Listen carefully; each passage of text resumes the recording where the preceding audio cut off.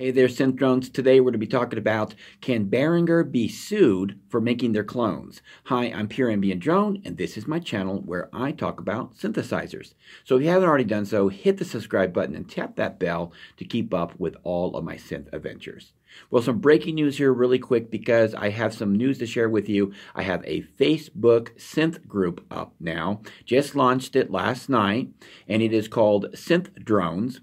And it is all about synthesizers, so I'm hoping you guys will go over to Facebook and grab yourself a membership there, join up, and start posting some really cool information like you do over here on these videos of mine. Also on patreon.com/Pure Ambient Drone. You can join me over there for even more in-depth videos where I'm actually going through a series right now called Why You're Not Making Any Money with Your Music. So Behringer is making all of these clones, and I've been talking about it quite a lot here on my channel because I'm excited about it because I'm going to be buying these clones. They're making the Pro One, they're making the 808, the 909, they're coming up with UBXA. So there is a lot of questions of, can these guys be sued for what they're doing? And the short answer is, well, yeah, anybody can sue anybody for just about anything. The question, though, is, will a court hear it? And number two, would Behringer lose if they were sued? So let's just take a scenario if Roland decided that they wanted to sell over the 808s, or sue over the 808s and the 909s. And I think that is, if somebody was going to sue them, if somebody was going to sue Behringer, it would probably be Roland.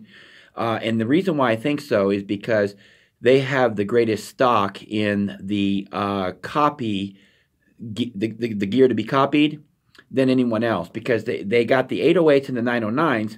And here's the thing: Roland has a current investment in the 808s, in the 909s, and they probably have a trademark on it. I don't know.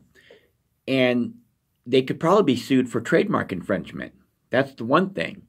The patent has ran out. The patent is only good for 20 years, and then it becomes open market, okay? So there isn't a whole lot they can do on that side. But the trademark, they could bust them up on the trademark. And we all know that Roland in the last several years have been rolling out 808 and 909 clones of their original machines from yesteryear. So they probably have a trademark on said machines. And the way trademarks work is that I guess they're good for like 10 years, and then every 10 years you have to renew them, showing that as a company or an individual or whatever, you have a vested interest in said trademark and that your product is actively using it. Sort of like Coca-Cola, Pepsi, you know, those guys, they guard their trademarks like gold, right? So if Roland has been doing that, if they have been checking on their trademarks and keeping them close to themselves and, you know, renewing them, they would have a means or a grounds for a lawsuit. The question is how much has Roland been keeping up with their trademark? Somebody said something about copyright infringement, and I don't think that applies to this situation. I'm not a lawyer, guys, so, you know, anything goes. But even a lawyer would probably tell you that anybody can sue anybody for anything. It's just a matter of whether or not a judge is going to listen to it and if that person who is suing can pull it off. But I do think that if Behringer gets sued, it's going to be by Roland. And I think a lot of other people think the same thing. Now, that doesn't mean that Behringer is doing a bad thing, because let's just be honest, there has been a lot of other companies, well, I don't want to use the word a lot, but there have been other companies that have come out and done their take on an 808 and a 909, right? And so those companies weren't sued. But I think what makes this different in Behringer is that they're actually kind of trying to make these clones look like what they did in the beginning, you know, like from the original manufacturer. So it's coming really close to the original cosmetics, if you will, right? They're at least trying to resemble it. The other thing is that they're not shy about the names. They're calling it UBXA, right, instead of OBXA. So that's that's kind of and I know that's not a Roland product. I know that isn't.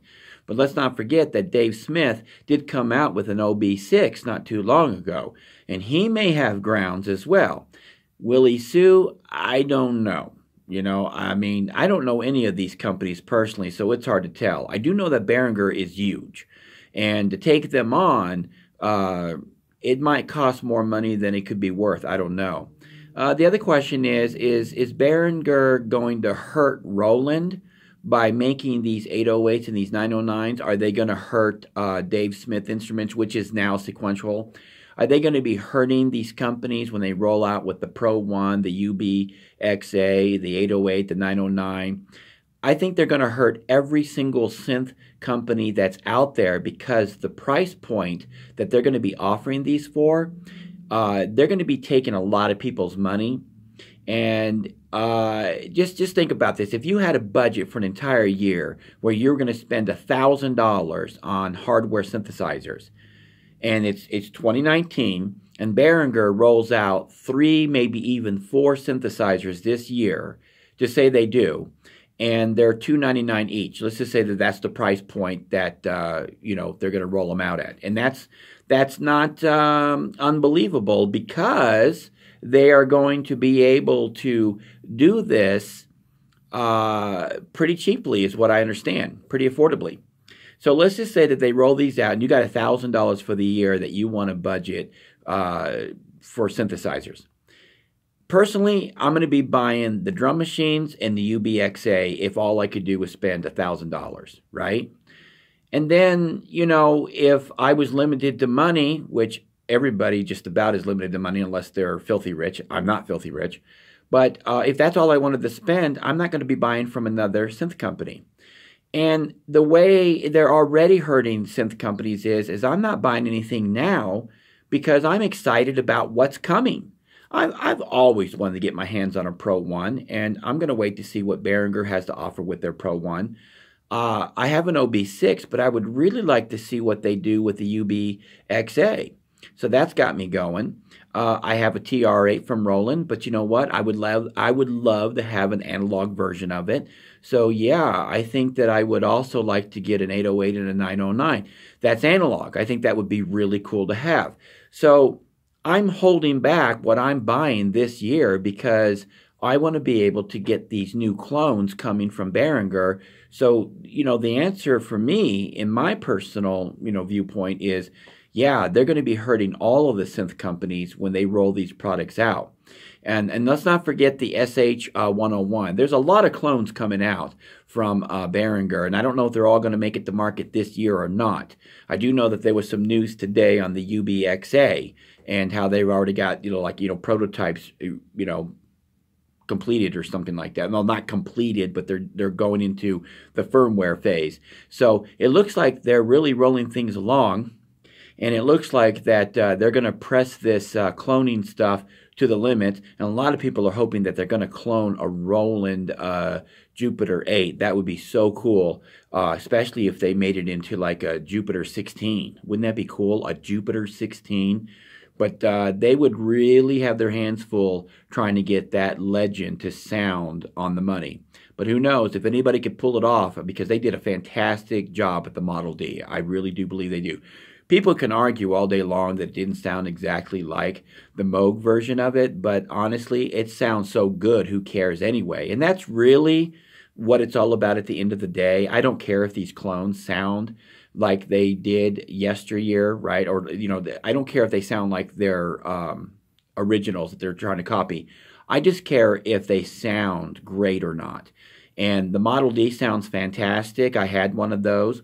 The Neutron, I haven't had one, but I've listened to it online and I've heard nothing but great reviews about that. So I'm very pleased with what Behringer's doing. The DeepMind 12, I do own one of those. I love that thing. You have to own one of these things to really know what it's all about. So I'm very excited about what Behringer is going to be doing, and I'm going to be giving them my money when the stuff comes out. With that being said, I want to thank you guys for joining me here, but I also want you to join me over at Facebook. The link's below. That's Synth Drones. That's going to be the group. Also, Patreon. My Patreon page is up there. You got to check out some of the videos that I'm doing. Got some free music up there for my patrons. And that's at patreon.com/pure ambient drone.